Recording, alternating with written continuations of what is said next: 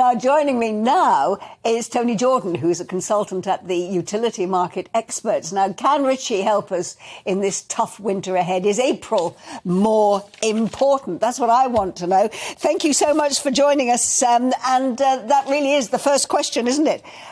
We're all worried about what's going to happen to our utility bills this winter, but should we be looking ahead to what happens in April when there are some pretty important announcements to be made regarding energy, aren't there? There are indeed. Good afternoon, Angela. Yes, it's a change yet again from the government. They gave this initial 2-year protection for households to have a £2,500 spend, a cap, if you like, on the average spend of households across the next 2 years. That's now been changed to just this winter. So when we face what the market looks like in April, we are back to yet again some scary numbers, probably £4,000 or more from the current 2,500. So we've kicked the can down the road, but it will be yet another fearful moment when we get to the end of winter.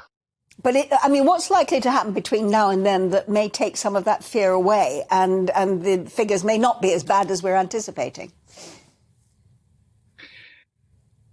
A warm winter would be very nice, where we don't need to put the heating on quite as much. We can keep the storages that we've amazingly filled this summer in Europe. It was a really aggressive target to hit. 80%, 90% towards the end of the summer. We've done that. We're at 90, almost touching 95% at the moment. We've had a warm October. That's helped us not having to dip into those stocks at the moment. But a cold snap, like we saw a few years ago, would obviously start to unravel that. The reality is that looking into next year, the energy prices remain extremely high. So we would need a lot of that fear to be removed in the coming months to have prices get back to where we once felt very comfortable with them.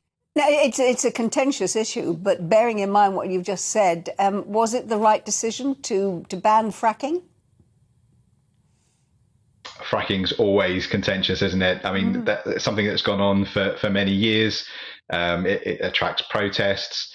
The reality is there's probably not enough gas, certainly in the UK, to meet the demand. So fracking wouldn't suddenly solve the issues that we face. We do have offshore gas that we obviously enjoy at the moment, but we import a hell of a lot of our gas. It's mostly in from Norway, and we do obviously have our own domestic production as well. But fracking wouldn't override either of those things at the moment. It would just contribute a small percentage.